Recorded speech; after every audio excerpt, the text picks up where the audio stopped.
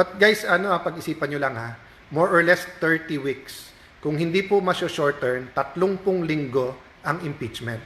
Siguro naman sa 30 linggo, kahit sabihin mong every 3 weeks, may isang hearing yung Blue Ribbon Committee. Baka naman magkaroon ng 1, 2, 3 Blue Ribbon, magkaroon ng linaw. At bakit to paulit-ulit? Hindi dahil po may tina-target. Kung hindi, dahil po hindi magbabago ang ating gobyerno, hindi masusugpo yung corruption, hindi po magkakaroon ng repentance, reform, renewal, kung hindi masosolve ang ganito kalaking corruption issue.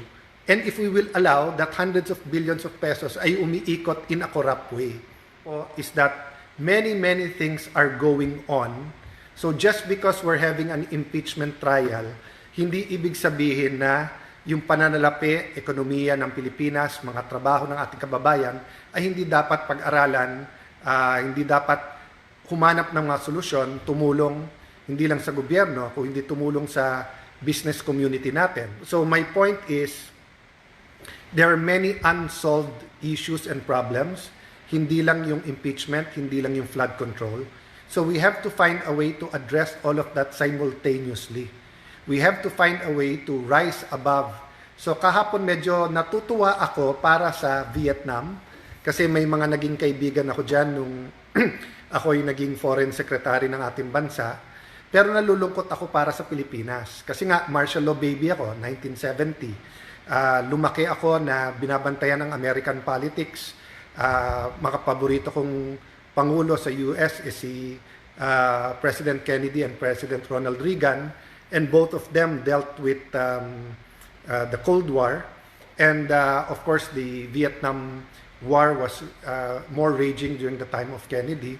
And then, pakonti-konti, nakikita natin kung paano umuunlad ang Vietnam. That's why we're happy for them. How the people are also being empowered. Pero yung tayo naman ang nahuhuli na, so parang parati na lang tayo na uunahan ng lahat. Siyempre, kahit papano, tinatanong ko sa sarili ko, kailan nating itatama ang ating mga mali?